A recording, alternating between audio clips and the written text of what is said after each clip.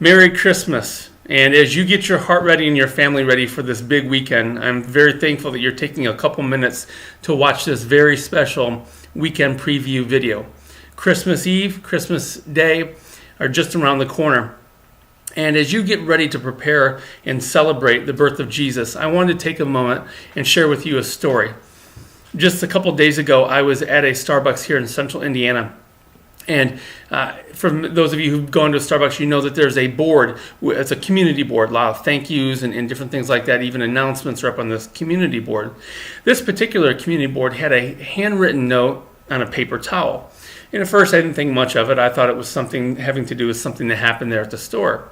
But I took a look at it, and it was a thank you note from an organization or foundation that had a golf outing in memory of a young man named Eli who had died. And I found myself a little surprised that an organization that would be looking to raise funds would be using a paper towel as a thank you. And so I was a little turned off, but then I noticed that there was a little green piece of paper next to the paper towel, and it was typed, and it explained a little bit of why this paper towel was used. I'm going to read loosely from this note, and it said this: "In our family, there are many things that we consider tradition. Although some may seem a little quirky, they are one of the many things that bond the four of us together so closely. Years ago, our dad started leaving birthday messages for us in a paper towel. He said a card was somebody else's words. The birthday paper towel became a treasured item in our home. The simple words, 'Happy birthday, you are the best, love, Dad,' came with more heartfelt emotion than any Hallmark could hold, and so the tradition began. This paper towel tradition has expanded to just not birthday notes, but also to include the majority of the notes we write to one another.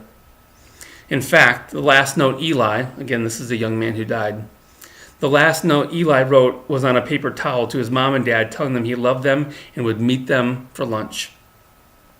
So in honor of our family tradition, the heartfelt thank you that you receive comes on a paper towel. Of course, as I read this note, it changed my perspective on that paper towel note, because this family was sharing their tradition with others. And here's what I thought about. I found myself thinking, what are the traditions that we have as a family? What are the things that bond us together? What are the things that we can call back the memories because of the things that we have done together? And God forbid, if any great tragedy occurred, what would be some of the traditions that we would hold dear, that would nurture our souls in those times of pain? Of course, it makes sense for me to say, hey, we've got a great tradition of Christmas Eve service and a Christmas Day service here at Faith. And of course, we'd encourage you to come at 5 and 7 o'clock on Friday and come back at 10:45 on Sunday for Christmas Day service. Those services will be different. Christmas Eve services will be one service, both at 5 and 7, and then a different kind of service with a slightly different emphasis on Christmas Day. But both will be worth coming to. And I would encourage you to join us for those services. If you're out of town, find a church, even if it's a different church than what you normally participate in. Maybe a church that has more tradition, and find the deep value in that. But here's my biggest challenge for you this week. As you are a family, and as you have this Christmas time, if you don't have a tradition or certain traditions, begin them now.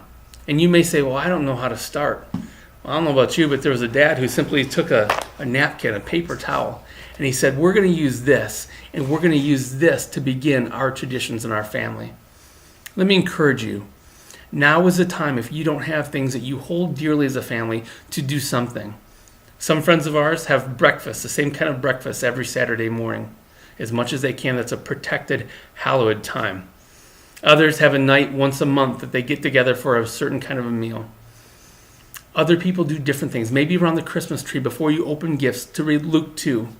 And speaking of Luke 2, I'd encourage you to read that as you prepare your heart for Christmas, Christmas Eve, and Christmas morning. I look forward to seeing you, but I also look forward to hearing about the traditions that you will be creating and have been creating in your family. See you then.